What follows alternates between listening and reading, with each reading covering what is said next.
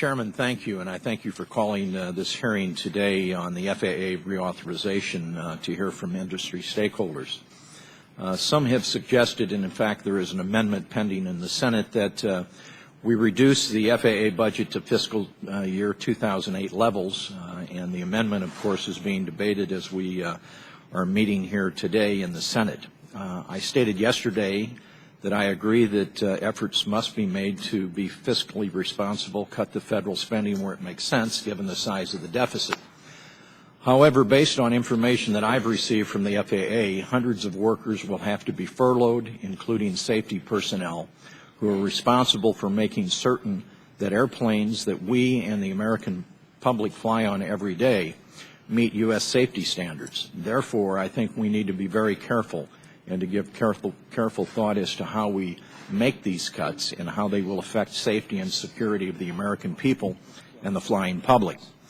Last Congress, we held numerous oversight hearings on the status of NextGen, and we were moving in the right direction. As the Administrator indicated yesterday, the FAA has made important progress on ADS-B, and his agency continues to work with industry stakeholders to identify and attain near and midterm benefits for airspace users. I'd like to hear from our witnesses on whether they believe the FAA bill, if we go back to 2008 funding levels, how it will affect NextGen. Will it move us in the right direction, or will we, in fact, will it hinder our progress and all of the progress that's been made in the previous Congress? In addition to understanding how cuts to the FAA's budget will impact NextGen, the latest National Plan for Integrated Airport System states that over the next 5 years there will be $52.2 billion of airport improvement projects eligible for funding. However, the AIP funding has been frozen at approximately $3.5 billion since 2005, and the PFC, the passenger facility charge, has not been increased since 2000. At the same time, construction costs have risen by more than 50% in the past decade, eroding the purchasing power of the AIP and the PFCs. I look forward to hearing from some of our witnesses on freezing or reducing AIP funding. In addition to not lifting the $4.50 cap on the PFC, will affect airport infrastructure and the economy.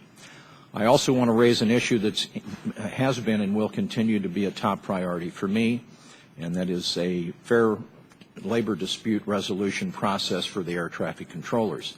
In April of 2006, the previous administration declared an impasse in its negotiations with the National Air Traffic Controllers Association and gave Congress 60 days to intervene before imposing its own contract terms on the controllers' workforce.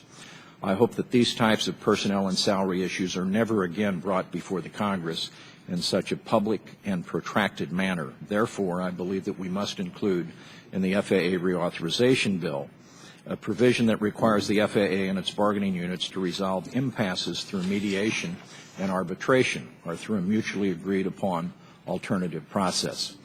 Several Democrats and Republicans on this committee supported that type of arbitration in the last FAA reauthorization bill that we passed both in 2007 and 2009. The compromise language we negotiated with the other body last year closely aligns with the language that the Senate approved on a vote of 93-0. Enduring mediation and binding arbitration until an agreement is reached is not a partisan issue. We must provide the agency with a path forward on labor management impasses. Mr. Chairman, I strongly believe we must not go backwards on the progress that we've already made on labor management relations in previous Congresses and with the FAA, and I'm hopeful that we can work on this together. Finally, last December, the co-chairs of the Deficit Commission noted that from 2002 to 2005, the federal government experienced a marked increase in contractor services and recommended that the government reduce a number of these non-defense contractor contracts that the government has entered into. The Commission's findings and recommendations highlighted the impact of the contractors on the federal budget deficit.